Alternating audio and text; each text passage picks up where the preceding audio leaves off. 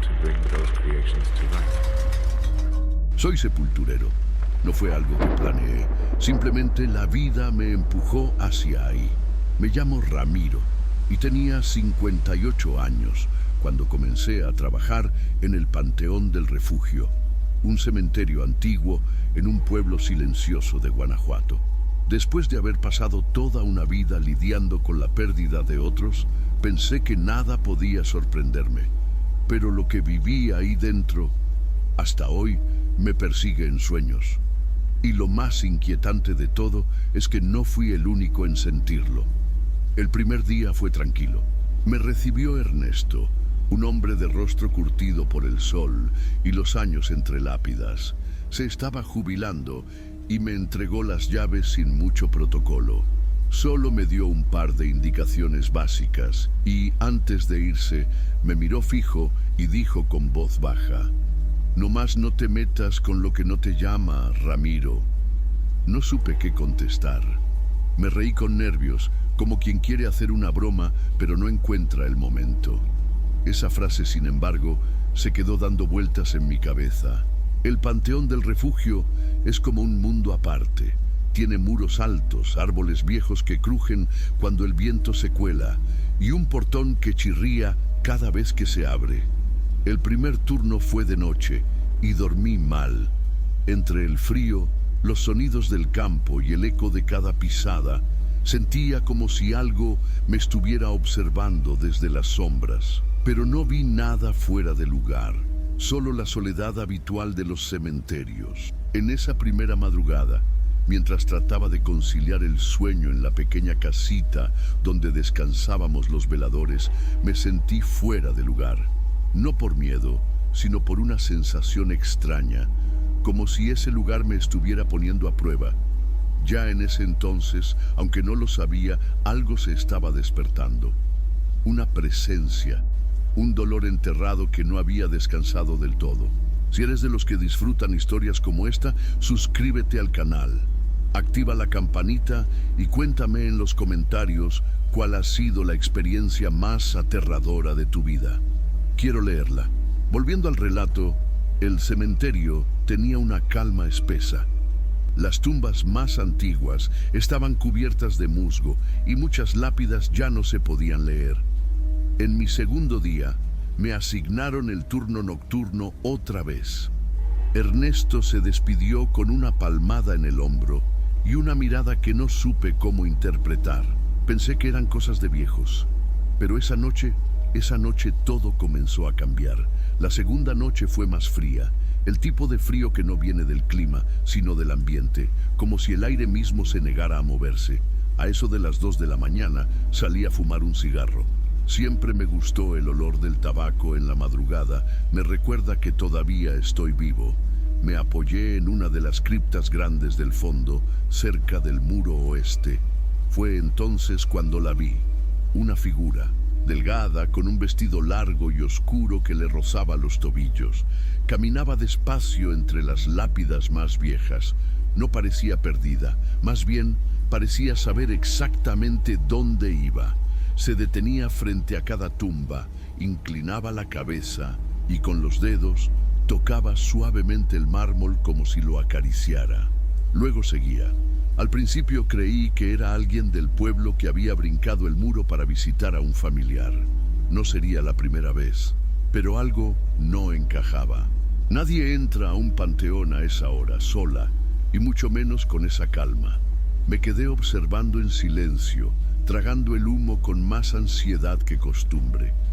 La mujer se detuvo frente a una lápida agrietada.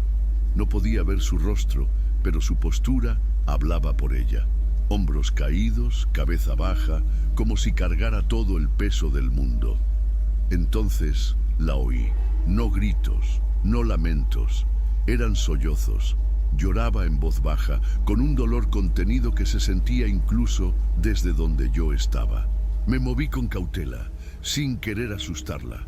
Caminé entre las tumbas con pasos suaves, apenas rozando el suelo.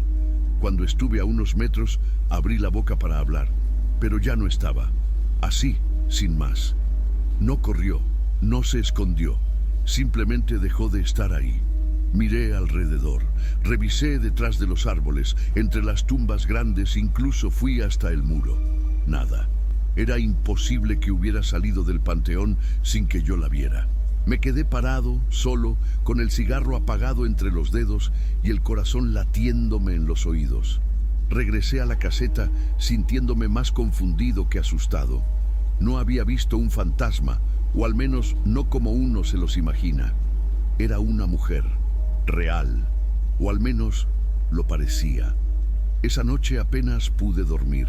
Me revolvía en el catre, repasando cada detalle, el vestido, los pasos lentos, el llanto.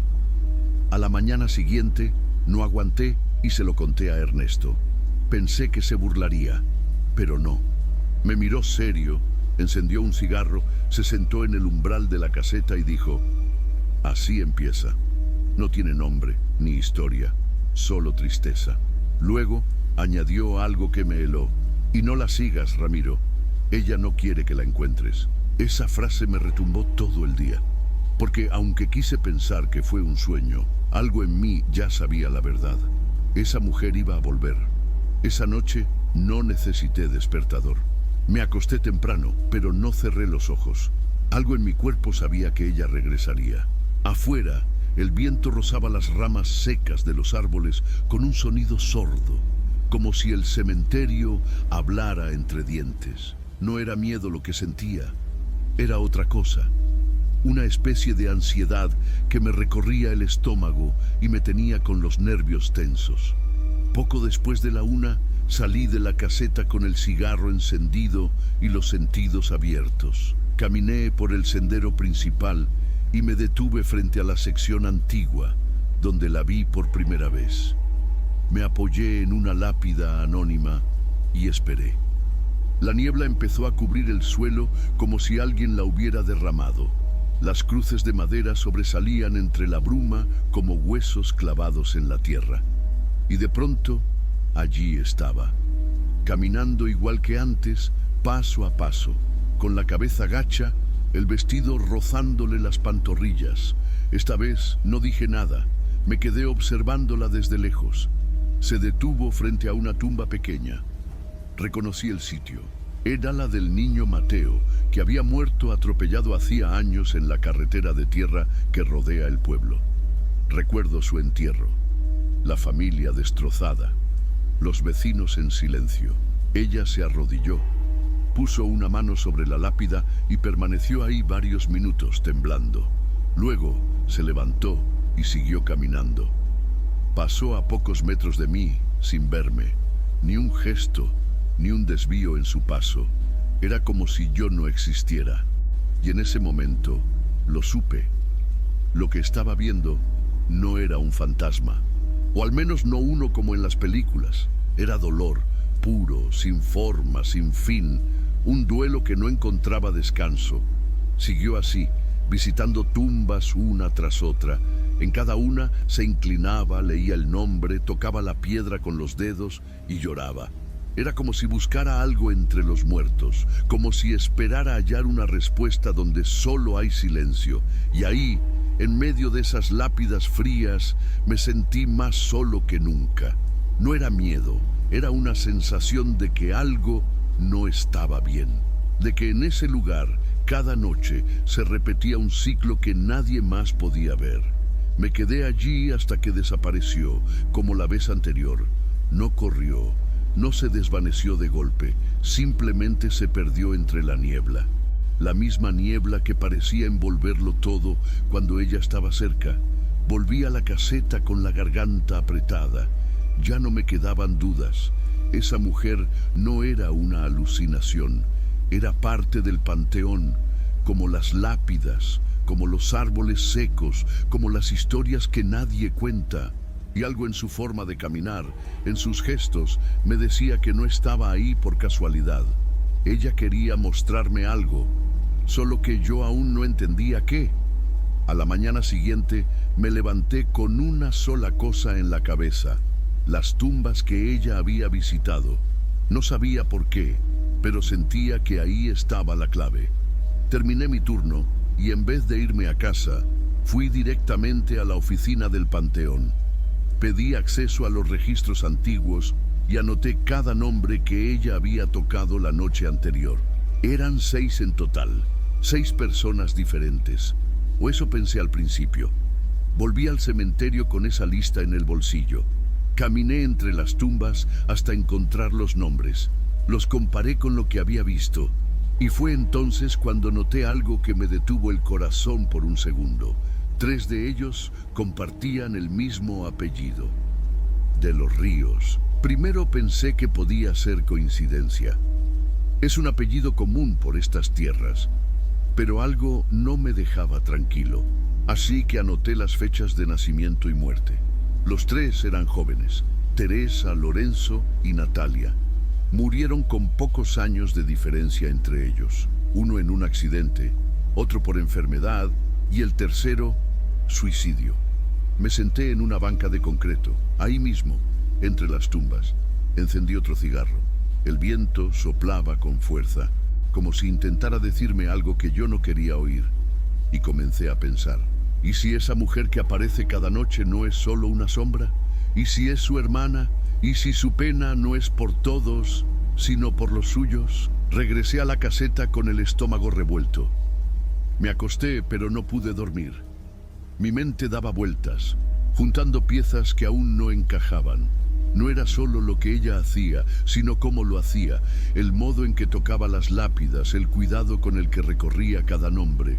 No era un acto aleatorio, era un duelo íntimo, privado, algo que se repetía noche tras noche. Y si de verdad era parte de esa familia, ¿por qué nadie en el pueblo hablaba de ella? Tomé la decisión de ir más a fondo. No quería convertirme en ese tipo de trabajador que solo cumple horarios y entierra cuerpos sin mirar atrás. Algo me decía que había una historia ahí que necesitaba ser entendida. Y tal vez, al hacerlo, también le diera algo de paz a esa mujer que caminaba cada noche entre los muertos. Esa misma tarde, antes de que cayera el sol, volví a los registros y confirmé lo que ya sospechaba. Teresa, Lorenzo y Natalia de los Ríos eran hermanos. Murieron entre 1987 y 1992. Nadie más de la familia estaba enterrado allí. Ningún padre, ninguna madre. Solo ellos 3. Al cerrar la carpeta sentí un nudo en la garganta, porque si era cierto lo que pensaba, entonces ella estaba buscando algo más que consuelo. Estaba buscando a alguien que faltaba. No pude quedarme con la duda. Al día siguiente salí del panteón y caminé hasta el centro del pueblo. Empecé a hacer preguntas con discreción. En la farmacia, una señora mayor me miró con extrañeza cuando mencioné el apellido de los Ríos. En la panadería, el dueño frunció el ceño y murmuró que hacía muchos años que no oía ese nombre. Nadie sabía nada con certeza, pero todos recordaban algo. Una familia que había sufrido demasiadas tragedias en muy poco tiempo. En la plaza, mientras tomaba un café sin azúcar en un vaso de plástico, me acerqué a una mujer mayor sentada en una banca de hierro. Cabello gris, manos delgadas, mirada que cargaba décadas de silencios. Le pregunté directamente si recordaba a los hermanos de los Ríos. Ella tardó en responder, pero cuando lo hizo, su voz fue firme. Eran 4, 3 murieron. La única que quedó desapareció. Le pedí que me contara más, si sabía algo. Me dijo que después de la muerte de Natalia, la más joven, la hermana mayor comenzó a desmoronarse. Algunos decían que se había ido a Monterrey, otros que fue internada en una clínica en la capital. Pero nadie la volvió a ver, o eso creían. Y entonces, casi como un susurro, la mujer agregó algo que me heló la piel. Cada día de muertos, alguien deja flores blancas en sus tumbas. Nadie la ve llegar, nadie la ve irse, pero las flores están ahí. Me quedé en silencio. No necesitaba más confirmación. La mujer del panteón no era un espíritu inventado por el miedo. Era real, de carne, hueso y pena. Una pena tan grande que había echado raíces en ese cementerio. Esa noche volví al trabajo con el corazón apretado. La oscuridad ya no me intimidaba como antes, pero había algo más pesado que me acompañaba. La certeza de que el dolor, cuando no se habla, se convierte en presencia. Y esa presencia caminaba todas las noches frente a mis ojos, tocando nombres que tal vez nadie más recordaba. Me pregunté cómo era posible que nadie hubiese notado su regreso, o si tal vez simplemente nadie quería hablar de ella, como si su luto se hubiera vuelto un fantasma que el pueblo prefería ignorar. Volví a repasar los nombres, las fechas, las tumbas, y empecé a notar un patrón. Ella no visitaba solo a sus hermanos. También paraba frente a otras tumbas de otras personas sin relación aparente, pero había un ritmo, un orden, como si buscara algo entre los muertos, como si no pudiera detenerse hasta encontrarlo. Y entonces lo entendí. Ella no estaba recordando, estaba buscando, pero ¿a quién? Llegó la noche y con ella otra vez, esa bruma que se arrastraba desde el fondo del panteón, como si el aire supiera lo que estaba por venir. Yo ya no podía ignorarlo. Algo en mí me empujaba a dar un paso más, a no quedarme como simple testigo. Esa madrugada no solo quería observarla, quería hablarle, no para interrumpir su luto, sino porque sentía que ella estaba atrapada en un ciclo que solo alguien más podía romper. Me senté en los escalones de la caseta con el cuaderno en las manos, el cigarro encendido y el corazón golpeando en el pecho. El silencio era tan espeso que podía escuchar mis propios pensamientos como si me los susurraran al oído. Pasaron los minutos, las hojas de los árboles crujieron y a las 2:17 vi su figura entre las tumbas. Se movía como siempre, sin prisa, con el vestido rozando la tierra húmeda, los hombros vencidos hacia adelante. Pero esa noche algo era diferente. Se detuvo frente a la tumba de Teresa, la mayor de los hermanos. Se arrodilló lentamente y puso ambas manos sobre la lápida como si quisiera aferrarse a ella. Me levanté, respiré hondo y caminé hacia ella. Cada paso era como cruzar un umbral. Sentía que pisaba un terreno sagrado. Me detuve a pocos metros. Señora, dije en voz baja. Ella no se inmutó. ¿Necesita ayuda? Silencio. Di un paso más. Ella giró el rostro.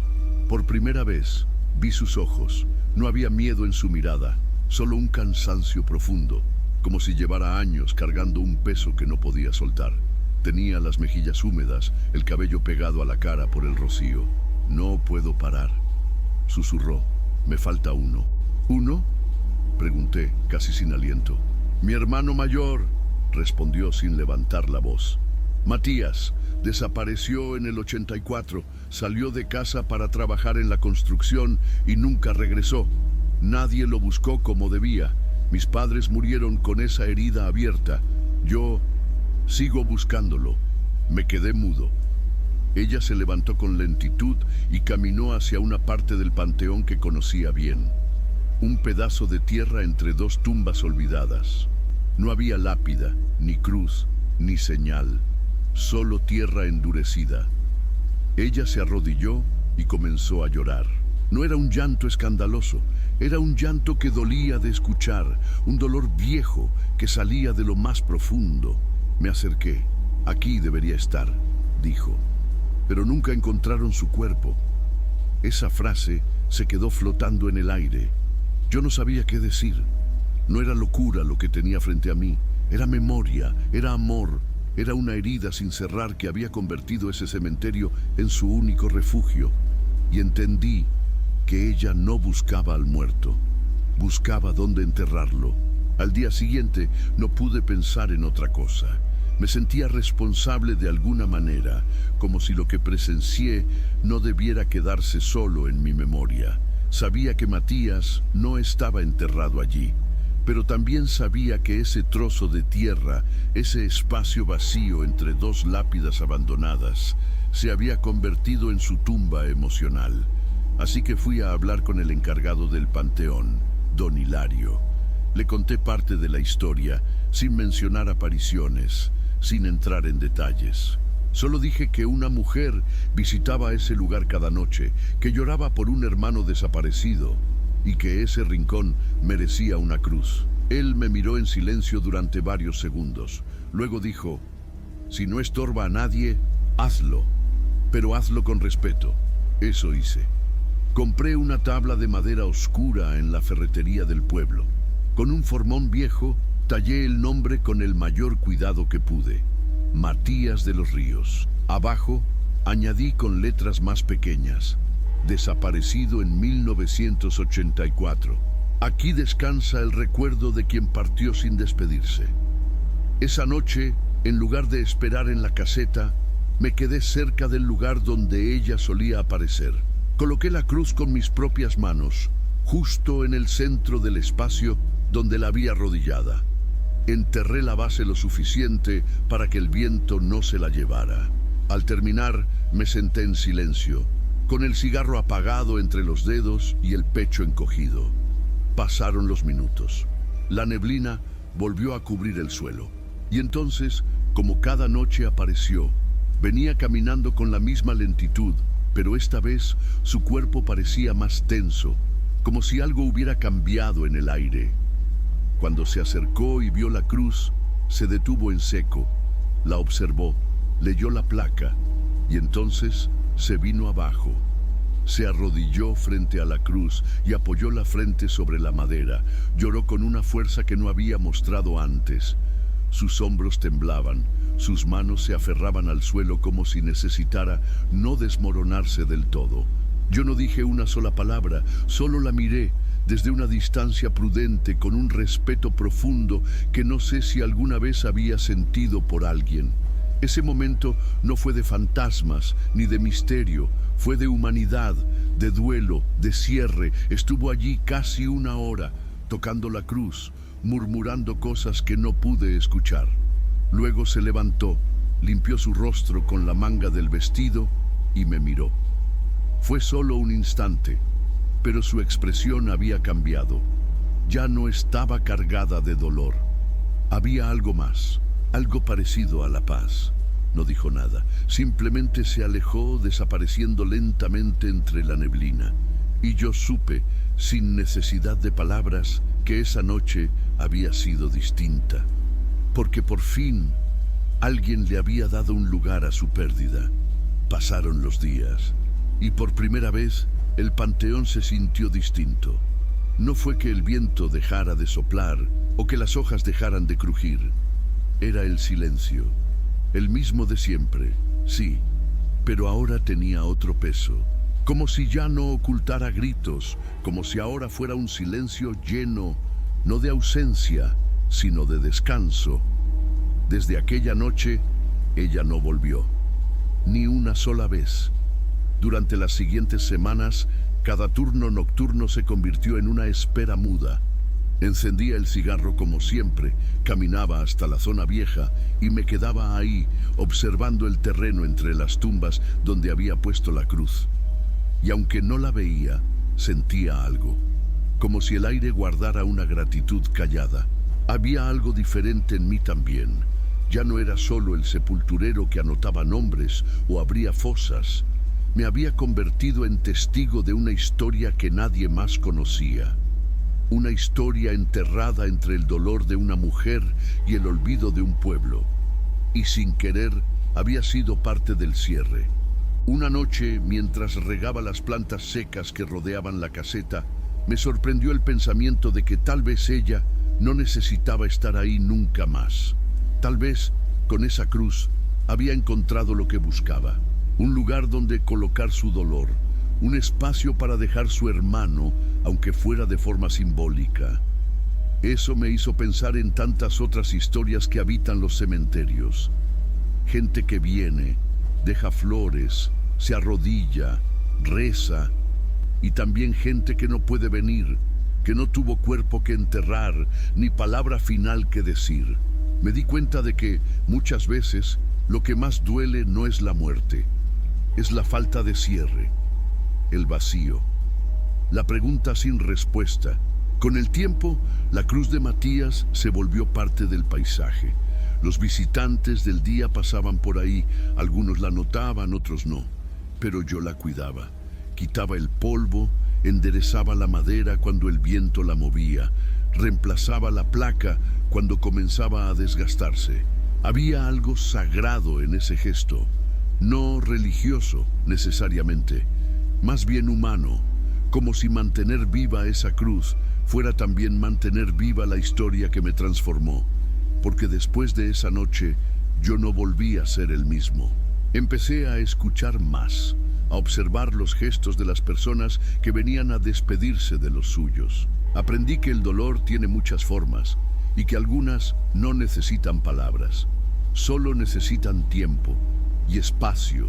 Y entendí que lo que había hecho por esa mujer, una cruz, un nombre, un lugar, no era un favor, era justicia, una justicia silenciosa, como todo lo que ocurre en los cementerios, pero justicia al fin. Pasaron varios meses. La rutina volvió a asentarse, pero cada noche, al pasar cerca de la cruz de Matías, sentía esa pequeña punzada en el pecho. No era tristeza, era una especie de eco, como si el recuerdo de ella siguiera rondando, pero ya sin la carga que traía antes. Era la sensación de haber sido parte de algo importante, aunque nadie más lo supiera. Una mañana, cuando el sol apenas tocaba las puntas de las lápidas, vi a una mujer que no conocía. Vestía de negro, cabello recogido, cargaba un ramo de flores blancas envueltas en papel periódico. Caminaba con paso firme, pero los ojos se movían rápido, como quien busca algo específico. Me acerqué con respeto y pregunté si necesitaba ayuda. ¿Aquí está la cruz de Matías de los Ríos?, preguntó. Sentí un golpe seco en el pecho, asentí con la cabeza y la llevé hasta el rincón donde la cruz seguía de pie, firme, entre las dos tumbas viejas. Cuando llegó, se detuvo en seco. Se agachó y tocó la madera como si acariciara el rostro de alguien ausente. «Soy hija de Simón, el hermano menor», dijo sin que yo preguntara. Nunca supe mucho de mi tía Clara, solo que desapareció después de las muertes. Papá decía que el dolor la había partido en pedazos, pero hace poco ella murió, y antes de irse me pidió que trajera flores a este lugar. Me quedé en silencio. Ella seguía hablando, pero ahora no me hablaba a mí. Le hablaba a Matías, o tal vez a su tía, o quizás a todos. Le contó que Clara había fallecido tranquila en su cama, después de pasar sus últimos días diciendo que ahora sí podía descansar, que todos estaban donde debían estar. Las palabras me calaron hondo, porque eran verdad. Aunque la mayoría del pueblo ya había olvidado a la familia de los Ríos, aunque nadie hablaba de Clara ni de sus hermanos, ese rincón del panteón había conseguido algo que pocos logran: paz. La sobrina dejó las flores al pie de la cruz, se persignó y agradeció. Me dio la mano con una mirada que decía más que 1000 palabras y se fue caminando sin prisa. Yo me quedé allí, solo, como tantas veces, pero no era la misma soledad. Miré la cruz una vez más. La madera ya estaba un poco desgastada, pero seguía firme. No era una tumba oficial, no había cuerpo bajo tierra, pero había algo igual de poderoso: memoria. Y en los cementerios, la memoria vale tanto como los huesos. Entendí que aquella mujer, la que lloró durante tantas madrugadas, no había sido una sombra. Fue una hermana, una hija, una mujer rota que solo necesitaba un lugar para dejar lo que no podía cargar más. Y al final lo encontró. Hoy, cuando camino entre las lápidas del Panteón del Refugio, siempre me detengo frente a la cruz de Matías de los Ríos. Ya nadie me lo pide, nadie lo espera, pero es una costumbre que se me quedó grabada. A veces hay flores marchitas, a veces una vela, y de vez en cuando alguien deja una piedra sobre la base como si entendiera, sin saber la historia, que ahí hay algo que merece respeto. Nunca más volví a ver a Clara, no en sueños, no en la niebla, No hubo apariciones ni sonidos extraños, solo el silencio, pero un silencio distinto, un silencio que por primera vez desde que llegué a este lugar se siente como descanso, como si el panteón también respirara aliviado. Pensé mucho en qué fue exactamente lo que pasó, si era una aparición, una mujer viva que venía de noche o simplemente un duelo tan profundo que dejó huella en la tierra misma. Pero con el tiempo entendí que no importa. Lo esencial fue lo que representó.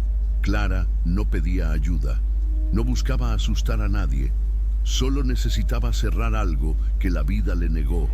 No tuvo cuerpo que velar, ni entierro que llorar, así como miles de personas que, por distintas razones, desaparecen sin dejar rastro. Y quienes se quedan, viven con la herida abierta. Yo no hice nada extraordinario, solo tallé una cruz, escribí un nombre, planté un símbolo donde antes no había nada, pero para ella eso fue todo, fue el punto final, el lugar donde por fin pudo detenerse, dejar el peso, respirar, y eso me cambió, porque desde entonces miro distinto a los que vienen al panteón. Ya no veo solo dolientes, veo historias, heridas, promesas que no se cumplieron, palabras que nunca se dijeron, y también veo a los que no tienen a quien llorarles, tumbas sin visitas, nombres olvidados por todos menos por uno. A veces pienso que los fantasmas que más nos persiguen no vienen del más allá, viven con nosotros, son las ausencias, los silencios, los finales que nunca llegaron, las sillas vacías en la mesa, la llamada que no se hizo, el abrazo que quedó pendiente, y cuando alguien por fin les da un lugar, aunque sea simbólico, algo cambia, se afloja la tensión, se suelta el alma. La cruz de Matías sigue allí, firme, sencilla, no figura en ningún registro oficial, pero para mí es una de las tumbas más importantes del cementerio, porque representa lo que muchos no se atreven a decir, que no siempre necesitamos un cuerpo para despedirnos.